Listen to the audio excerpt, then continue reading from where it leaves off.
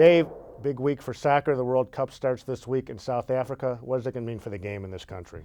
This is one of those game-changing moments. Not only is the U.S. fielding a very competitive squad, but you could see the promotion and the programming muscle that ESPN's putting behind this. Nothing in American culture moves the sports dial like ESPN. When you look at ESPN and all their platforms, .com, print, ESPN, the Deuce, the local website businesses that they have.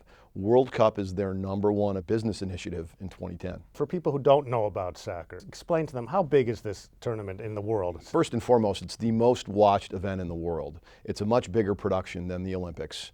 The viewership of the World Cup worldwide dwarfs that of the Super Bowl. In fact, the World Cup in 2006 was the second most watched sporting event in the United States of America. And you stop and think about that against Major League Baseball, against the NBA.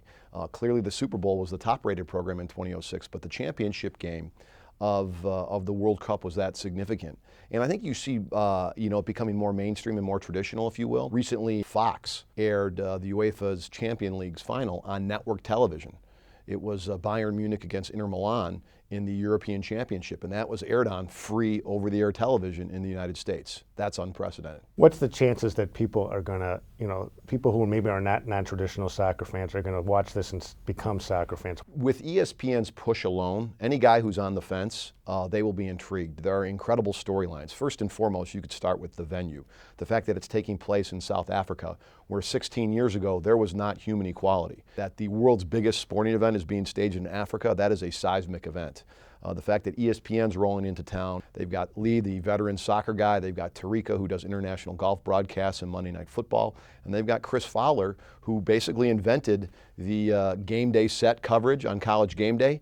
They will all be on site in South Africa. They will air 64 live matches.